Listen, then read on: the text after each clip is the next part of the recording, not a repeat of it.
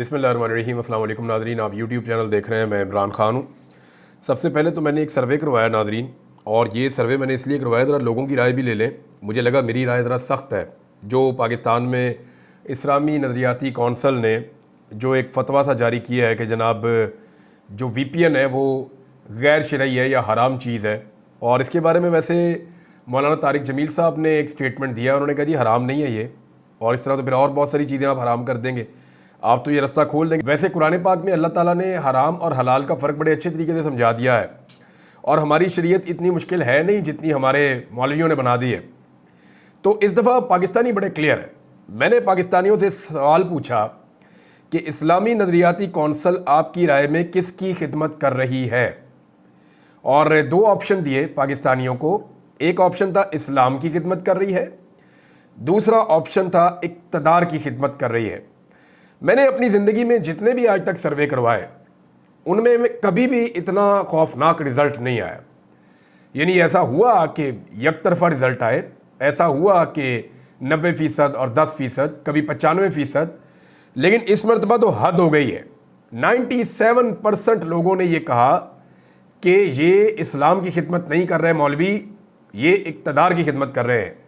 अब मैं ज़रा इन मौलवियों से ये एक सवाल करना चाहता हूँ कि ये जो आप लोगों ने हरकत की है, जो इस्लामी नज़रियाती कौंसल वाले मौलवी हैं, मैं इनसे पूछना चाहता हूँ कि आपको पाकिस्तान में कोई फस्ताहियत, कोई जुल्म, कोई जबर कुछ नज़र नहीं आया? आपको सिर्फ ये VPN नज़र आ गया, या किसी ने आपको लिखी लिखाई चीज़ दी और आपने आगे कर दी? तो आपकी एक क्रेडिबिलिटी है, आप मेंबर पे बैठते हैं, आप जो बात करते हैं वो लोगों के दिल में जानी चाहिए। जब आपकी बात लोगों पे असर कैसे करेगी जब आप ऐसी हरकतें करेंगे या ऐसी चीज़ें करेंगे? यानी ये कोई आज की कहानी नहीं है, ये मौलवी हमेशा से ऐसे ही करते हैं। और एक मैं आपको इसके अंदर एक स्टोरी पढ़ के सुनाता हूँ। ये इरशाद अहमद आरिफ साहब ने, बड़े सीनियर जर्नलिस्ट हैं, उन्होंने एक छोटा सा एक वाक़या शेयर किया है कि अंग्रेज़ ने जब करेंसी नोट मुतारिफ़ करवाया तो 500 के करीब उलमा इकराम ने उसके ख़िलाफ़ फतवा मुरतब कर दिया कि ये करेंसी नोट जो है ये हराम है। ये फतवा मौलाना अब्दुल हक हक्कानी को दस्तखत के लिए पेश किया गया, तो हज़रत ने फरमाया कि करेंसी नोट चल जाएगा, मेरा फतवा नहीं चलेगा, मैं दस्तखत नहीं करूँगा। VPN के ख़िलाफ़ इस्लामी नज़रियाती कौंसल का फतवा सुनकर मुझे वो वाक़या याद आ गया। तो मामला ये है कि VPN तो चलेगा, पूरी दुनिया में चलेगा, आपका फतवा आपकी पहचान बन जाएगा। आप जब कहीं जाएंगे लोग कहेंगे जी आपने वो फतवा दिया था, आपने ज़्यादती की थी। और लोगों की जो राय है, 97% लोग जो हैं वो मौलवियों के और उनके फतवे के ख़िलाफ़ हो गए। मौलवी कह रहे हैं नहीं जी नहीं, ये गलत बात कर रहे हैं, ये इस्लाम की खिदमत नहीं कर रहे, ये इक़्तिदार की खिदमत कर रहे हैं। तो करें जनाब आप इक़्तिदार की खिदमत। और आप ही से हमने इस्लाम सीखा, हमने किताबें पढ़ी, कुरान पाक पढ़ा, तो हमें तो ये चीज़ बड़ी क्लियर हो गई है कि एक दिन हम सारे मर जाएंगे और मरने के बाद हमें अपने अमाल का जवाब देना पड़ेगा। तो जो जो दो नंबरियाँ जिसने की हैं, और जिसने इतने सारे इल्म के बावजूद की हैं, जिसने दीन को ज़्यादा कोई बंदा लाइलम हो, जाहिल हो, उसे पता ही ना हो, तो अलग बात है। आप उलमा इकराम है, अगर आप ये करेंगे तो फिर आपको तो जवाब शायद ज़्यादा सख्त देना पड़ेगा। सिचुएशन नादरीन ये है कि बहाना ये बनाया गया कि फहाशी वाली जो वेबसाइट्स हैं वो इसमें लोग देखते हैं VPN लगा के, लिहाजा इसलिए VPN को बैन कर दिया जाए। एक्चुअली जो फहश वेबसाइट्स हैं ना वो नहीं लोग देखते। असल में डर इस बात का नहीं है, इस बात का डर होता तो VPN कई सालों पहले बंद हो जाते। जो निज़ाम की फहाशी और उसका नंगापन है ना, वो सामने आता है VPN के ज़रिए से आजकल। क्योंकि VPN ना लगाएं तो इन्होंने वेबसाइट्स बंद की हुई हैं, सोशल मीडिया की एप्लीकेशंस बंद की हुई हैं। तो जो निज़ाम की फहाशी है, जो उरियानी है, वो नज़र आती है। कोई वेबसाइट्स की फहाशी इनका मामला नहीं है। अगर ये होता तो ये बहुत पहले ये वाला काम कर देते। बहरहाल ये पुराना रिकॉर्ड है मौलवियों का, वो हमेशा निज़ाम जो है ना उनका मौलवियों का आम दुनिया से 50 साल, 60 साल, 70 साल पीछे ही चल रहा होता है। दुनिया आगे जा रही होती है, ये बहुत पीछे चल रहे होते हैं। अब मुल्क में VPN की बंदिश से ना सिर्फ सोशल मीडिया का नुकसान हो रहा है, जो सारिफीन हैं वो एक्सेस नहीं कर पा रहे बहुत सारी एप्लीकेशंस तक, बल्कि इससे एक और चीज़ भी हो रही है। इससे जो आपके फ्रीलांसर्स हैं, जो काम करते हैं, उनको बड़ी दिक्कत आ रही है। और सोशल मीडिया को बंद करके, इंटरनेट को स्लो करके, VPNs को बंद करके पाकिस्तान ने लगातार अरबों रुपए का नुकसान किया है, और ये नुकसान पाकिस्तान करता चला जा रहा है। हुकूमत को इस बात की कोई फिक्र नहीं है। अब नौजवानों ने इसका हल तलाश करना शुरू कर दिया है।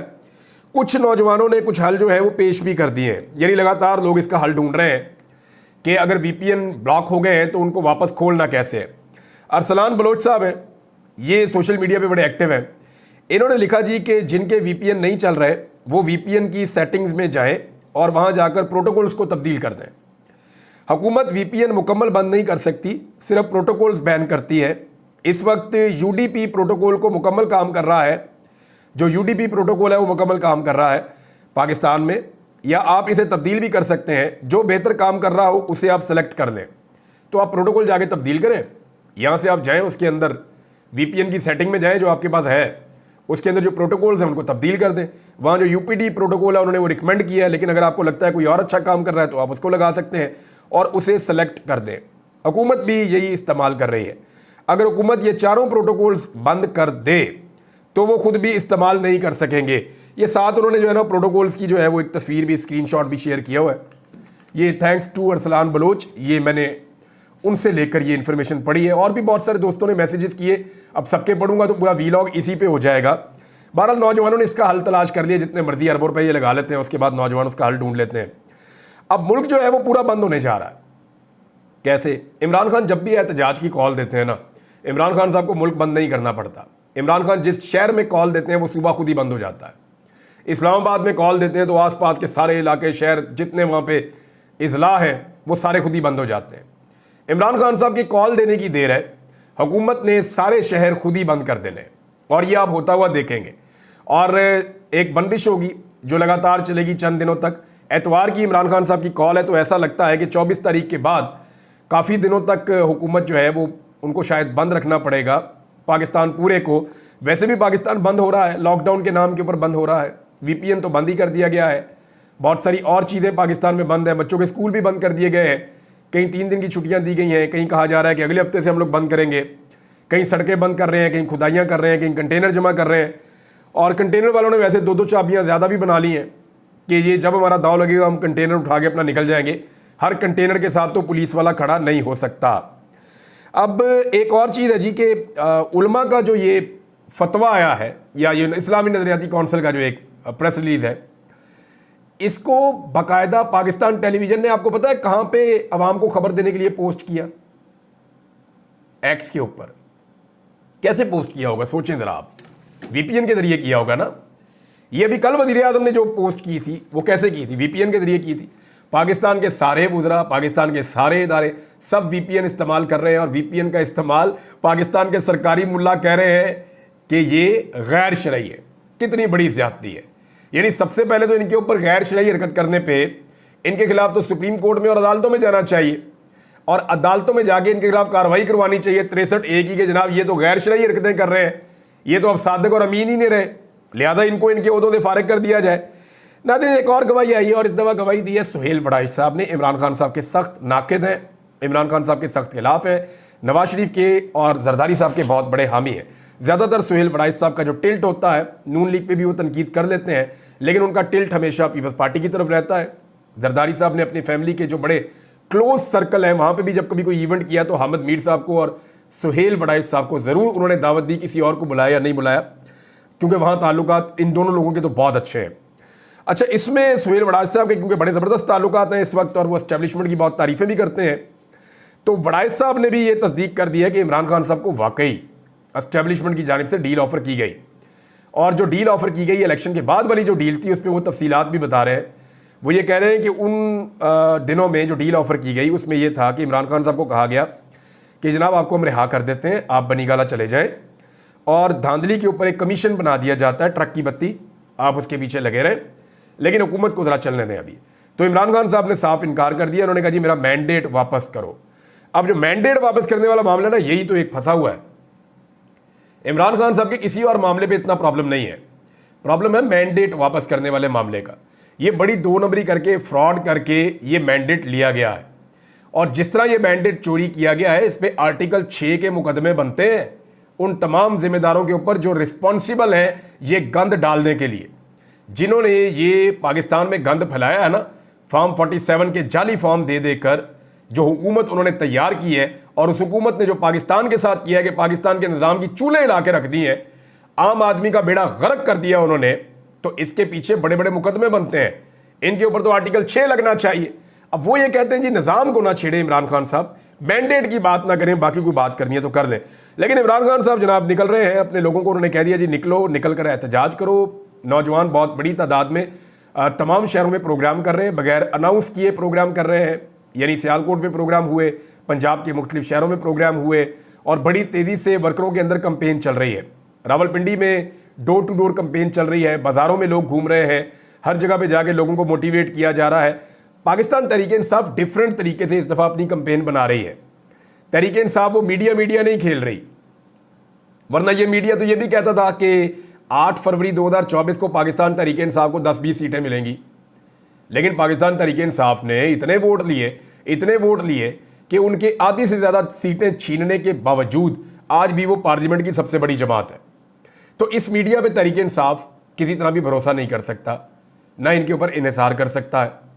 लिहाजा तहरीक-ए-इंसाफ ने अपने जो सेकंड टियर है वर्कर्स की, उनको इस्तेमाल किया, और जो लोग पब्लिक में पॉपुलर फेसेस हैं उनको इस्तेमाल किया, अपने ओहदेदारों को इस्तेमाल किया, और आम नौजवान निकल के पम्फलेट लेकर जा रहे हैं, लोगों को मिल रहे हैं, मुलाकात कर रहे हैं, उन्हें बता रहे हैं कि क्यों ज़रूरी है 24 तारीख को इमरान खान की कॉल पे बाहर निकलना।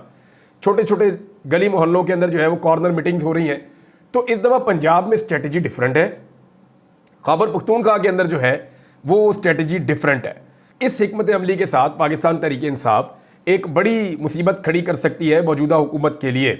अच्छा, एक चीज़ मैं आपको और बताता हूँ नाज़रीन, ओवरसीज़ पाकिस्तानी अपने घर में सो भी रहे होते हैं ना, तो मियाँ साहब को नींद कोई नहीं आती। इन्होंने मियाँ साहब को ज़हनी मरीज़ बना दिया, बल्कि सारे ख़ानदान को ज़हनी मरीज़ बना दिया। मियाँ साहब का मैंने चेहरा देखा, अस्तगफिरुल्लाह, यानी मैं डर गया था वो तस्वीर देख के। सोशल मीडिया पे किसी ने पोस्ट की हुई थी, यानी उनकी आंखों में जैसा खौफ था, चेहरे के जो तासुरात थे मियाँ साहब के, जैसे उन्होंने वो नीचे वाला मास्क लगाते हैं, और जो उनकी सूरत हाल थी, मैं सीरियसली डर गया था देख के। और मैंने तौबा की, मैंने कहा या अल्लाह ये क्या कर दिया तू, ये क्या हो गया इस आदमी के साथ। यानी जो इंसानों को दुख देगा, इंसानों को तकालीफ देगा, जुल्म करेगा, बर्बरियत करेगा, जबर करेगा, फस्तायत करेगा, उसको फिर इस दुनिया में भी देखना पड़ता है। मियाँ साहब ने बहुत जुल्म किया है लोगों के ऊपर, और जो हाल ही में गुज़िश्ता 2-2.5 साल में मियाँ साहब ने और उनके ख़ानदान ने मिलकर जुल्म किया, वो अब उनके चेहरे पे नज़र आना शुरू हो गया है। बात करते हैं तो बात पूरी नहीं कर पाते, शेर पढ़ते हैं तो लोगों को याद कराना पड़ता है कि जनाब यहाँ से ये जुमला 2-2, 3-3 दफ़ा उनको याद करवाना पड़ता है। बहुत अजीब सूरत हाल है मियाँ साहब की, और डरे हुए हैं, सहमे हुए हैं। वो जो ओवरसीज़ पाकिस्तानी हैं, वो नौजवान अपने घर में भी सो रहे हो ना, तो मियाँ साहब रास्ते तब्दील करते रहते हैं।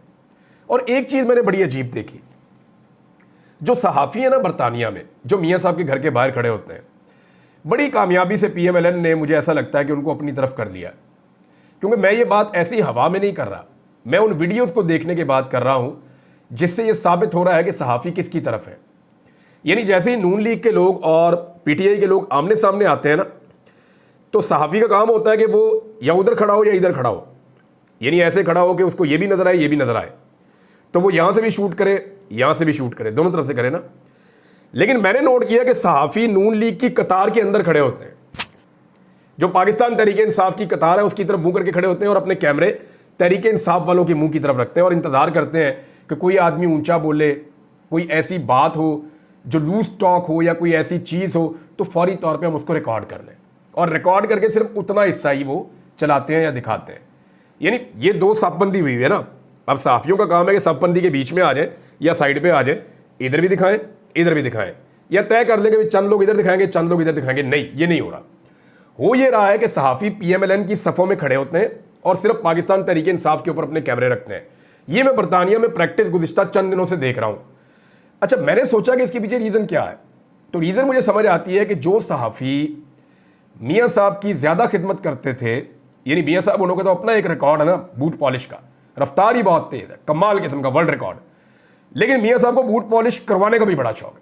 अब जो सहाफ़ी वहाँ पे अच्छे जूते साफ करते थे ना, वहाँ पे एवन फील्ड के बाहर, उनको फिर ओहदे मिलना शुरू हो गए, उनको फ़ायदे मिलना शुरू हो गए।